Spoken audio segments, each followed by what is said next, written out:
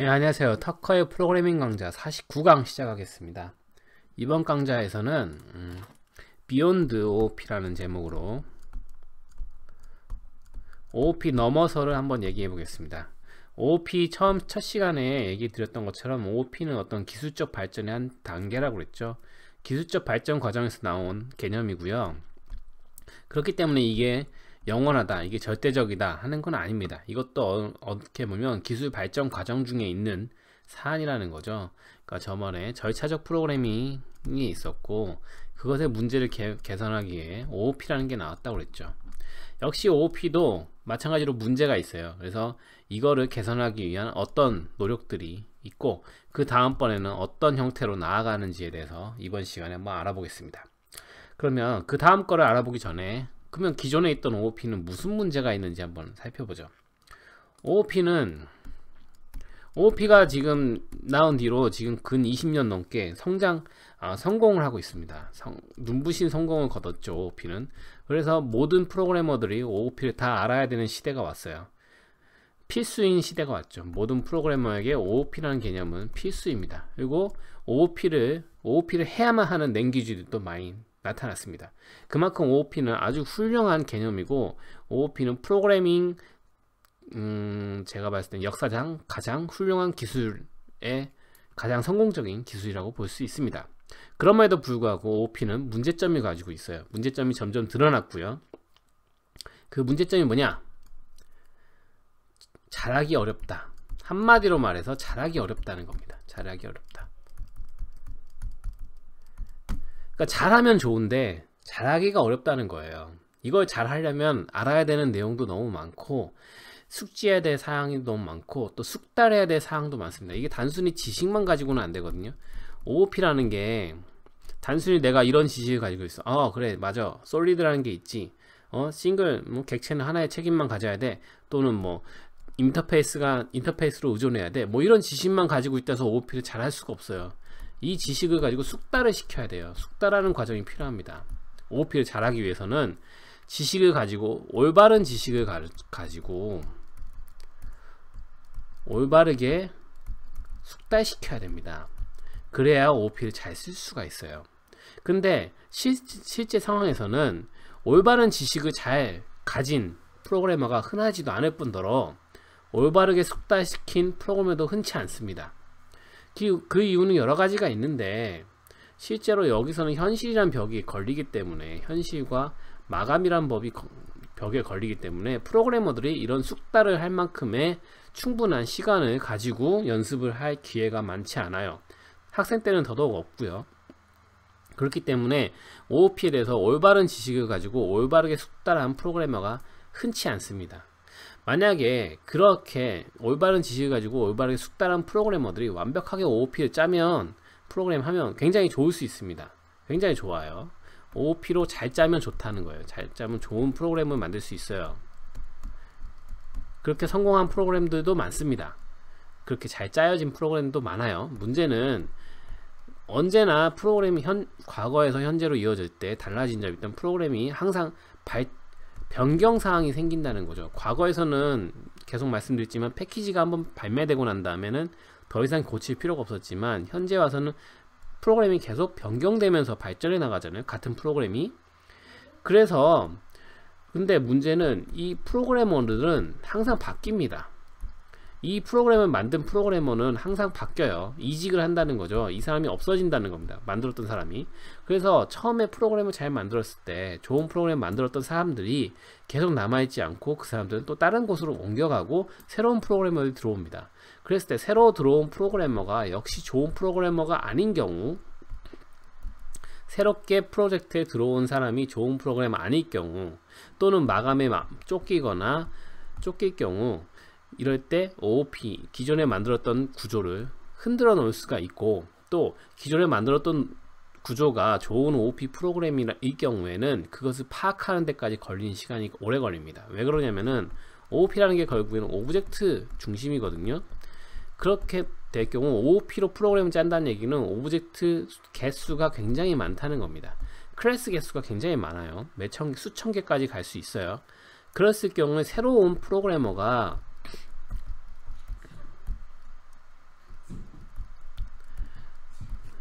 새로운 프로그래머가 이 기존에 만들어진 이 잘 짜여진 이 OOP의 모든 객체의 역할과 관계를 전부 다 한 번에 파악하기라는 불가능합니다. 그래서 새로운 프로그램은 항상 그 숙달 과정이 필요해요. 근데 OOP로 만들어진 프로그램은 이 숙달 과정이 익숙해지는 데까지 걸리는 시간이 오래 걸린다는 겁니다. 그래서 말씀드리면은 잘하기가 어렵다는 거예요. 결론적으로 우선 첫 번째로 잘 만들기 어렵고 잘 만들어졌을 때 잘 만들어진 프로그램을 새로 들어온 새로운 프로그래머가 파악하는데 시간이 오래 걸린다는 거예요. 두 가지가 있죠. 우선 만들기가 어렵고 잘 만들어 놨더라고 하더라도 새로운 프로그래머가 파악하는데 시간이 오래 걸린다는 겁니다. 그 얘기는 회사 입장에서 봤을 때는 어떤 프로그램을 뽑아서 바로 쓸 수가 없고 익숙해진 데까지 시간이 걸린다는 겁니다. 그렇기 때문에 OOP 그럼 단점이 있어요. 근데 이게 현대에 와서 문제점이 대두되기 시작했어요. 왜냐면은 실리콘밸리로 대변되는 우리 그 벤처 산업이, 벤처 열풍이 불었잖아요. 실리콘밸리로 대변되는 벤처 열풍이 불었는데 이때 모토가 뭐죠? Make fast, 빨리 만들자, 빨리 만들고 break things, 망했으면 빨리 없애버리자, 이거예요. 그러니까 빨리 만들고 빨리 망하자. 뭐 빨리 망하자는 거거든요. 시장에 빨리 내놓고, 제품을 빨리 시장에 내놓고 반응을 보고 아니다 싶으면 빨리 없애버리고 또 새로 만들자는 거예요. 그래서 빨리 만들어야 되는 상황이 됐어요. 프로그램을 빨리 해, 제품을 빨리빨리 만들어내야 돼요. 근데 OOP로는 빨리 만들기가 쉽지 않아요. 그리고 OOP로 빨리 만들기 위해서는 설계 원칙이 많이 깨져야 됩니다. 설계 원칙을 다 지켜가면서 빨리 만들 수가 없어요. 우리가 이거를 뭐라고 하면은 테크 뎁이라고 그러는데, 그러니까 그 기술적 부채라고 해요. 기술 부채라고 그러거든요. 기술 부채. 지금 이 순간에 빨리 만들어야 하기 때문에 어쩔 수 없이 엉망인 코드를 집어넣는 거를 기술 부채라고 그래요. 그래서 OOP 프로그램에서 빨리 만들기 위해서는 기술 부채를 많이 쌓아야 됩니다. OOP 프로그램에서 빨리 만들기 위해서는 기술 부채가 쌓일 수밖에 없어요. 근데 문제는 뭐냐면은 빨리 만드는 건 좋다 이거예요. 빨리 만들 수 있어요. OOP로도 기술 부채를 많이 쌓아서 빨리 만들 수 있어요. 엉망진창으로 만들 수 있어요. 근데 문제는 이게 성공했을 경우, 이 제품이 성공했을 경우 빵 터지는 거죠. 실리콘밸리에서 페이스북이 이렇게 성공할지 누가 알겠어요. 근데 빵 터졌더니 사용자 수가 수억 명으로 갑자기 늘어나 버리는 거죠. 그러니까 기반이 잘 되어 있지 않으면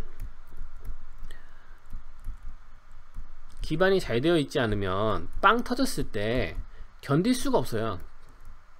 그러니까 고객은 막 들어오는데 그 고객을 다 받아줄 수가 없는 거죠. 너무 갑자기 터졌기 때문에. 그랬을 때 기술 부채를 최대한 빠르게 없애야 돼요. 그 상황이 되면, 성공이 했다면 우리가 빠르게 만들기 위해서 쌓아놨던 기술 부채를 최대한 빨리 없애서 그 다음 스테이지로 나아가야 됩니다. 그러니까 고객을 계속 받아들일 수 있는 튼튼한 구조를 만드는 쪽으로 나아가야 돼요. 성공했을 경우에. 근데 성공의 확률은 낮죠. 그렇기 때문에 이거를 생각하고 만들 수가 없어요. 처음에 제품을 만들 때. 그래서 관건은 뭐냐면은 빨리 만들고, 그리고 기술 부채를 덜 지자, 이겁니다. 그러니까 빨리 만들 때 기술 부채를 최대한 덜 가지고 갈 수 있는 구조가 필요한 거죠. 근데 OOP는 여기에 맞지 않아요. 빨리 만드는 데도 맞지 않고 기술 부채를 덜 지는 데도 맞지 않습니다. 왜냐하면 다루기 힘든 놈이기 때문에. 그래서 나타난 개념, OOP가 이런 문제가 있기 때문에 이를 개선하기 위해서 나타난 것들이 생겨났습니다. 그래서 절차적 프로그래밍이 있었고, 여기서 OOP로 갔었죠. 이 다음은 뭐냐, 뭐 정해진 이름은 없는 것 같은데 제가 정하기로는 스테이트레스입니다. 스테이트레스로 간다는 거죠. 스테이트레스는 뭐냐, 상태 없음이죠. 상태 없음. 자, 이거에 대해서 좀 설명해 볼게요. 기존에 기존에 있었던 절차적 프로그램이나 OOP나 마찬가지로 빠르게 만들지 못했던 이유, 또는 테크뎁 기술부채가 많이 쌓였던 이유는 무엇이냐. 그러니까 변경 사항이 생겼을 때 빠르게 변경하지 못했던 이유는 무엇이냐. 결국에는 상태와 기능이 혼재되어 있었기 때문이라는 거죠. 절차적 프로그램에서 제가 말씀드렸던 상태와 기능이 분리되어 있었던 거를 OOP로 가면서 상태와 기능을 합쳤다고 그랬죠. 오브젝트가 되면서. 그러면 절차적 프로그램에서는 상태와 기능이 분리되어 있었기 때문에 이게 혼재되어 있다는 말은 아니지 않냐 라고 의문이 들 수 있어요. 근데 절차적 프로그램은 저번에 그때 샌드위치 만들 때 보셨겠지만, 다시 볼게요. 자, 이게 예전에 절차적 프로그램으로 만들었던 샌드위치인데요. 이걸 보시면은 이 프로그램을 자세히 보시면은 상태와 기능이 혼재되어 있는 걸 알 수 있습니다. 지금 보시면 이쪽은 상태고 얘는 기능이죠. 상태와 기능들이 이렇게 혼용되어 있어요. 같은 프로그램, 같은 소스 안에 같이 있다는 얘기입니다. 이렇기 때문에 서로 상태와 기능이 서로 막 엇갈린다는 거죠. 서로가 서로 엇갈리기 때문에 이 상태와 기능이 혼재되어 있었습니다. 절차적 프로그램에서도 혼재되어 있었고, OOP에서는 당연히 혼재되어 있죠. OOP라는 거는, 오브젝트라는 거는 상태와 기능을 더한 거라고 했었죠. 그래서 사람들이 빠르게 못 만드는 이유는 상태와 기능이 혼재되어 있다는 거다. 상태와 기능을 완전히 분리시켜야 빠르게 개발할 수가 있다 라는 겁니다. 모든 프로그래밍에서 발전 과정을 보면 결국에 가는 과정은 레고 방식이에요. 레고 방식. 그러니까 조립 방식이라는 거죠. 조립 방식. 그래서 회사 입장에서 봤을 때 지금 프로그래밍이라는 게 굉장히 방대해졌잖아요. 그전에는 한두 명이 계속 천재 프로그래머 한두 명이 프로그래밍 코딩을 하던 시대여서 지금은 100명 이상의 프로그래머가 하나의 프로젝트에 달라들어서 프로그램 하는 시대가 왔습니다. 그랬을 때 이 100명 모두가 퀄리티를 다 만족시킬 수는 없어요. 그 100명의 프로그래머의 실력은 들쑥날쑥하거든요. 어느 정도 맞추겠지만 다 들쑥날쑥해요. 이럴 때 이 퀄리티를 어느 정도 수준으로 유지시킬 수 있는 가장 좋은 방법은 결국은 조립 방식이라는 거예요. 각 프로그래머들이 자기가 맡은 분야, 그 분야에서만 작업하는 겁니다. 자기가 맡은 모듈에서만 작업해서 그거를 넘기면 알아서 조립돼서 작동할 수 있는 구조를 만들어야 많은 프로그래머들이 다량으로 달려들어서 빠르게 만들어낼 수가 있는 겁니다. 그래서 자기가 맡아야 되는 부분은 딱 격리시켜서 딱 그 부분만 만드는 거죠. 그 외에는 아예 건드릴 수 없도록 만들 수 있는 구조를 만들어야 이 조립이 원활하게 되고 빠르게 만들 수 있고 기술 부채도 덜 쌓인다는 겁니다. 그럼 과연 어떻게 이거를 격리를 시킬 것인가? 이 프로그래머가 맡은 부분, 그러니까 100명의 프로그래머가 각자 공장에 있는 어떤 어떻게 보면 부품 그 컨베이어 시스템 것처럼 자기가 맡은 일만 딱딱 하는 거예요. 어떻게 하면 이렇게 만들 수 있을 것인가가 프로그래밍 코딩에서 관건이었습니다. 그거에서 나온 그 지금의 방향은 어떤 거냐면은 아까 말씀드린 스테이트레스.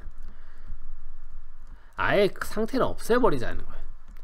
상태를 없애버리고 기능만 만들자. 프로그래머가 기능만 만드는 겁니다. 기능만. 그리고 상태는 아예 외부에서 가져오는 거예요. 상태는 아예 외부에서 가져와서 들어갈 수 있도록 만들자라는 게 스테이트레스입니다. 그래서 요즘 나오는 건 뭐냐면 마이크로 서비스라는 말도 나오고요. 또 서버리스라는 말도 나옵니다. 서버레스라는 것도 나오고, 그 다음에 펑셔널 랭귀지. 사실 펑셔널 랭귀지는 요즘 나온 개념은 아니에요. 옛날부터 있었던 개념인데 요즘에 스테이트레스로 가면서 펑셔널 랭귀지가 다시 각광받기 시작했습니다. 그리고 이제 게임 쪽에서는 ECS 구조, Entity Component System, 이것도 스테이트레스의 한 부분이라고 볼 수 있어요. 그리고 또 이제 UI 쪽, 웹 쪽에서 보면 MVC, 모델 뷰 컨트롤러라는데 이것도 역시 상태를 분리시키는 그런 거라고 봅니다. 보시면 돼요. 그리고 요즘에는 MVVC도 나오고 이런데, 자, 이렇게 여러 가지 다양한 용어들이 있지만 결국에 지향하는 바는 스테이트레스라는 겁니다. 그러니까 뭐 마이크로 서비스는 웹 쪽에서 나오는 내용이고, 이것도 뭐 서버리스도 웹 쪽에서 나오는 내용이기도 하고, 펑셔널 랭귀지는 뭐 랭귀지 용어고, 이건 게임이고, 뭐 이거는 UI 쪽 얘기고, 뭐 이렇지만 서로 분야는 다르지만 결국에는 같은 거를 향해 가고 있는 거예요. 상태를 분리시키자, 기능만 만들도록 하자. 그러면은 프로그래머들은 상태가 분리됐기 때문에 상태를 건드릴 필요가 없습니다. 상태가 기능이 혼재되어 있기 때문에 다른 사람의 상태를 건드려서 문제가 되거든요. 그렇기 때문에 아예 딱 분리시켜서 기능만 딱 만들면 상태는 건드릴 필요가 없기 때문에 서로의 영역을 침범하지 않아도 자기가 맡은 부분만 딱 만들면 되는 거죠. 그리고 기능을 조립해서 만드는 방식이기 때문에 문제가 생겼다 그러면 그 기능만 분리해서 고치면 되고, 빼버리거나 새로 추가하거나 하기가 좋다는 거죠. 그래서 상태를 분리시키는 상태로, 그러니까 스테이트레스 기술 테크닉으로 나아가고 있습니다. 펑셔널 랭귀지 얘기를 좀 해볼게요. 프로그래밍 언어 중에 펑셔널 랭귀지 언어들이 있습니다. 뭐 대표적으로 얼랭이라는 애가 있고, 그 다음에 또 뭐가 있죠? 리스비라는 언어가 있고요. 이 프로그래밍 랭귀지 이름이에요. 리스비라는 애가 있고, 뭐 가령 또 뭐가 있었죠? 스칼라가 있고, 또 뭐 F샵이라는 애도 있고, 그 다음에 요즘에 이제 엘릭서라는 애도 있습니다. 엘릭서 어떻게 쓰죠? 어쨌든 한글로 엘릭서, 스펠을 모르겠어요. 엘릭서라는 애도 있어요. 펑셔널 랭귀지. 펑셔널 랭귀지가 뭐냐면은 우리가 함수로 얘기할 때 이렇게 얘기하잖아요. 함수 중심의 코딩 방식인데, 어떤 입력값을 넣었을 때 여기에 어떤 처리를 해서 결과가 나오죠. 자, 그랬을 때 입력이 같으면 결과도 같아요. 그렇죠? 1을 넣으면 5가 나오고, 3을 넣으면 6이 나오고, 뭐 10을 넣으면 13이 나오고, 그러니까 항상 1을 넣을 때마다 5가 나오고, 3을 넣을 때마다 6이 나오고, 10을 넣을 때마다 13이 나와요. 그 이유는 뭐죠? 얘가 순수하게 기능만 가지고 있기 때문이에요. 상태가 없기 때문에. 상태가 없어. 이 함수에 상태가 없기 때문에, 기능만 가지고 있기 때문에 같은 입력에 같은 아웃풋이 나와요. 그런데 우리가 코딩할 때는 어떻죠? 같은 인풋에 같은 아웃풋이 나오진 않아요. 왜냐하면 얘가 만약에 오브젝트라고 봐요. 오브젝트에 어떤 기능이 있는데, 이 오브젝트에는 상태가 있죠. 멤버 베리어블이 있어요. 뭐 i라는 애가 있었어. i가 0이야. 근데 i++ 했어. 그래서 3 플러스 i 한 값이 나온다고 쳐봐요. 그럼 처음에 1을 넣으면 i는 0이니까 i++ 하니까 i는 1이 되죠. 그러면 2 더하기 3 더하기 1이니까 6이 나와요. 두 번째 1을 넣으면 지금 i가 1이 됐죠. 플러스 하니까 i가 2가 됐죠. 그러면은 5로 더하니까 7이 나와요. 세 번째 1을 넣으면 8이 나오고. 그렇죠. 그러니까 같은 입력을 넣었을 때 다른 출력이 나옵니다. 이건 왜 그러냐? 얘가 상태를 가지고 있기 때문이에요. 그래서 펑셔널 랭귀지는 상태를 아예 없애버리자. 순수하게 기능만 가져가자라는 게 펑셔널 랭귀지예요. 한마디로 말하면. 그래서 기능만 순수하게 가져가고 상태를 없애버리는 게 펑셔널 랭귀지입니다. 이게 바로 스테이트레스죠. 스테이트레스. 그래서 지금 이 방향으로 나아가고 있기 때문에 펑셔널 랭귀지가 다시 각광받고 있습니다. 사실 나온 지는 오래된 언어들인데, 기존에는 그냥 학계에서만 조금 사용하고 있었다가 최근 들어서 다시 각광받기 시작한 게 펑셔널 랭귀지예요.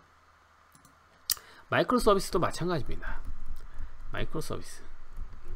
마이크로 서비스라는 건 뭐냐면은, 어떤 우리가 웹페이지를 본다고 쳐보죠. 네이버라고 해봐요. 그럼 네이버에 탑뷰 있고, 뭐 여기에 뭐 이렇게 뉴스란 이렇게 있고, 여기 메일 뭐 로그인 창 있고, 뭐 이렇게 있고, 이렇게 많이 구조가 있죠. 그러면은 각각을 따로 서비스로 만들자는 거예요. 각각 부분들을 따로 서비스를 만들어서 그거를 조합해서 한 페이지를 구성하자는 거예요. 그리고 따로 서비스를 만드는 이것들도 여러 기능이 있겠죠. 로그인 기능, 뭐 무슨 기능, 그것들도 다 따로따로 서비스를 만들어서 이 페이지를, 요 부분을, 요 파트를 만들 때 요런 서비스들을 가져와서 만들자. 여기서는 요런 걸 가져와서 만들자. 그러니까 하나의 하나의 페이지도 여러 파트로 나누고 각 파트도 여러 개의 서비스들을 호출해서 가져오도록 하자. 이랬을 경우에 여기에서 사용되는 서비스라 여기에서 사용되는 서비스가 일부가 겹칠 수도 있겠죠. 이래도 상관없다. 우리는 만약에 100개의 서비스가 있다. 100개의 서비스가 있다. 그러면은 이쪽 웹 페이지를 만들 때 여기서 요거 가져오고 여기서 요거 사용하고 여기서 이거 사용하고 서로 겹쳐도 상관없다는 거죠. 그랬을 때 프로그래머들은 여기에 목록에 리스트만 추가하면 돼요. 그러니까 서비스들만 계속 늘려나가면 되고 웹 페이지 만드는 쪽에서는 그냥 서비스만 가져서 쓰면 되는 거죠. 그러니까 얘네들이 아예 분리가 돼 가지고 이쪽에서는 이쪽에 있는 프로그래머들은 여기만 계속 서비스만 만들고 이쪽에 있는 프로그래머들은 그냥 서비스만 가져와서 계속 쓰고 이런 식으로 하자는 게 마이크로 서비스라는 겁니다. 그러니까 서비스를 계속 마이크로하게 많이 만들어서 그거를 조합해서 하나의 서비스를 만들자라는 게 마이크로 서비스입니다. 서버리스라는 건 뭐냐면은 서버가 없다 이런 얘기인데, 서버가 없다는 게 뭐냐면 고전적인 방식은 웹 프로그램에서 봤을 때 웹서버라는 게 있었어요. 웹서버라는 게 있어가지고 이제 사용자가 웹브라우저에서 주소를 딱 치면 웹서버에 요청을 하면 웹서버가 웹페이지를 만들어서 알려주는 방식이 고전적인 방식이었거든요. 게임도 마찬가지로 게임도 서버가 있잖아요. 게임도 서버가 있죠. 사용자가 게임에 접속하면 게임의 서버에서 이제 서비스를 주고받는 이런 방식이 서버리스였다면, 서버 방식이었다면, 서버리스 방식은 뭐냐면은 이제 이것도 마이크로 서비스랑 비슷한데 여러 서버들로 작게 나눠서 웹 페이지에서 각 서버들을, 그러니까 이 서버가 딱히 정해진 하나의 서버가 있는 게 아니고 여러 서버들을 그냥 취합해서 사용하자 이런 겁니다. 그러니까 웹페이지 입장에서는 서버가 굉장히 많을 수 있는 거죠. 많을 수 있고 그 중에 취합을 해서 뭐 이 페이지를 만들 땐 여기 뭐 저 페이지 만들 땐 저기 뭐 이런 식으로 서비스를 받자 이거예요. 그래서 마찬가지로 뭐 마이크로 서비스랑 같은 거라고 보시면 돼요. 같은 의미로 보시면 되고 서버리스 방식이 있다. 그리고 ECS 방식은 뭐냐면은 ECS Entity Component System이라는 시스템의 약자인데요. 이건 게임 쪽에서 나온 개념인데, ECS 방식은 뭐냐면은 Entity라는 게 있어요. Entity는 컴포넌트의 모음이에요. 컴포넌트를 가지고 있는 게 Entity예요. 다른 기능이 있는 게 아니라 컴포넌트만 가지고 있어요. 가령 예를 들면은 플레이어라는 엔티티가 있다고 쳐보죠. 플레이어라는 엔티티가 있으면 얘는 컴포넌트가 있는 거예요. 컴포넌트가 뭐 여기에서 보면은 무브, 뭐 어택, 뭐 이런 컴포넌트가 있다고 쳐보죠. 어택, 뭐 또 뭐가 있을까요? 뭐 토크, 뭐 이런 컴포넌트를 모아놓은 게 엔티티라는 거예요. 그러니까 엔티티라는 거는 플레이어가 될 수도 있고 몬스터가 될 수도 있고 뭐 뭐든지 될 수가 있어요. 뭐든지 될 수가 있는데 얘는 그냥 어떤 컴포넌트들을 가지고 있느냐에 따라서 그 개의 성격이 결정되는 거예요. 그러니까 내가 어떤 컴포넌트를 모으겠다 그러면은 하나의 뭐 얘가 NPC가 될 수도 있고 뭐 몬스터가 될 수도 있고 플레이어가 될 수도 있고 뭐 그런 거죠. 가령 뭐 예를 들면 플레이어 엔티티 같은 경우에는 사용자의 입력을 받아야 되니까 인풋 컴포넌트를 가지고 있다. 사용자의 입력을 받아서 이동하는 컴포넌트를 가지고 있으면 얘는 플레이어가 되는 거고, 같은 엔티티인데 사용자 입력이 아니라 AI를 가지고 있다. AI 컴포넌트를 가지고 있다. 그러면 얘는 NPC가 되는 거고, 이런 개념이에요. 그러니까 어떤 컴포넌트를 모았냐에 따라서 엔티티 성격이 결정되는 이런 건데, 문제는 뭐냐면 컴포넌트가 데이터만 가지고 있어야 돼요. 기능을 가지고 있으면 안 돼요. 컴포넌트는 데이터만 가지고 있는 거예요. 컴포넌트는 데이터만 가지고 있고 시스템이 기능을 가지고 있습니다. 그러니까 데이터와 기능을 분리시킨 거예요. 컴포넌트는 데이터만 가지고 있고 시스템은 기능만 가지고 있고, 이렇게 될 경우 데이터의 집적도가 높아져서, 그러니까 데이터가 모여 있기 때문에 노퀄리티라고 그러는데, 노퀄리티가 좋아집니다. 노퀄리티가 좋아져서 성능을 올릴 수 있는 계기도 되고요. 이렇게 분리되어 있기 때문에 역시 마찬가지로 그 OOP의 단점, 상태와 기능이 혼재되어 있는 OOP 단점을 해결할 수도 있고요. 네, MVC는 뭐냐? MVC는 모델 뷰 컨트롤러인데요. 모델은 그냥 데이터라고 보시면 되고, 뷰는 이제 화면이에요. 화면에 어떻게 뿌려질 건가, UI들이 어떻게 뿌려질 건가. 컨트롤러는 기능이라고 보시면 돼요. 그래서 데이터와 뷰와 기능을 다 분리해서 만들자. 이게 MVC 개념입니다. 그래서 UI에서 사용되는 개념인데, MVC 개념은 데이터를 따로 모으고, 컨트롤러 기능도 따로 모아놓고 뷰에서 이것들을 조합해서 쓰자라는 겁니다. 그래서 서로 간의 종속성을 끊어버리자 이겁니다. 서로 간의 종속성을 끊자라는 게 MVC 개념이에요. 그리고 여기서 나아가서 뭐 MVVC라는 애도 있는데 이건 뭐 중요한 건 아니고, 그래서 지금 이런 흐름으로 가고 있다는 걸 알아두시면 돼요. 그래서 많은 게 나왔는데, 첫 번째 마이크로 서비스, 이제 각 분야에서 각자 흘러가는 방향인 거예요. 각 분야에서 서버리스, 게임도 그렇고 뭐 UI도 그렇고 ECS, 그리고 MVC 등등 여러 가지가 있죠. 펑셔널 랭귀지도 그렇고, 이런 개념으로 이런 방향으로 흘러가고 있습니다. 프로그래밍 기술 발전이 이런 방향으로 흘러가고 있고, 결국에는 보면은 스테이트레스로 가고 있다. 그래서 OOP에서 스테이트레스로 넘어가고 있다. 그래서 이 개념, 이 방향으로 왜 나가는 것인가는 앞서 설명드렸듯이 프로그래머 한 사람이 딱 정해진 구역만큼만 격리시켜서 각자 프로그래머가 서로를 영역을 건드리지 않고 각자 만들 수 있으면 각자 만들고, 이 만든 것들을 조립해서 하나의 서비스가 된다면 달성하고자 하는 목표는 뭐죠? make fast, 빠르게 만들고, 그리고 뭐죠? low tech debt, 기술 부채 없이, 낮은 기술 부채로, 아예 기술 부채를 지울 수는 없어요. 안 지울 수는 없어요. 빠르게 만들면 부채는 쌓여요. 하지만 빠르게 만들더라도 낮은 기술 부채를 가지고 나중에 성공했을 때, 실패하면 그냥 뭐 땡이죠. 그냥 없애버리면 되고, 만약에 성공했을 때 이 뎁을, 이 빚을 빨리 없앨 수 있는 그런 구조로 가겠다라는 게 현재의 발전 방향입니다. 그래서 제가 이 시간에 말씀드리고 싶은 거는 OOP가 절대적인 게 아니라는 거를 계속 강조하고 싶은 거예요. OOP가 절대적인 게 아니다. 물론 현재에서 OOP는 절대적인 아주 큰 위상을 차지하고 있어요. 지금까지는 OOP가 큰 위상을 차지하고 있고, 여러분들은 OOP를 꼭 아셔야 됩니다.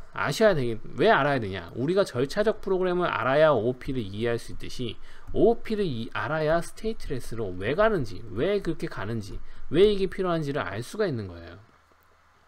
물론 나중에 들어온 사람은 이것만 배워도 될 수 있어요. 하지만 기존의 흐름을 알아야 이게 더 잘 이해가 되는 거죠. 왜 스테이트레스를 해야 되는지가 더 잘 이해할 수가 있는 겁니다. 기존의 거를 알아야 되는 거죠.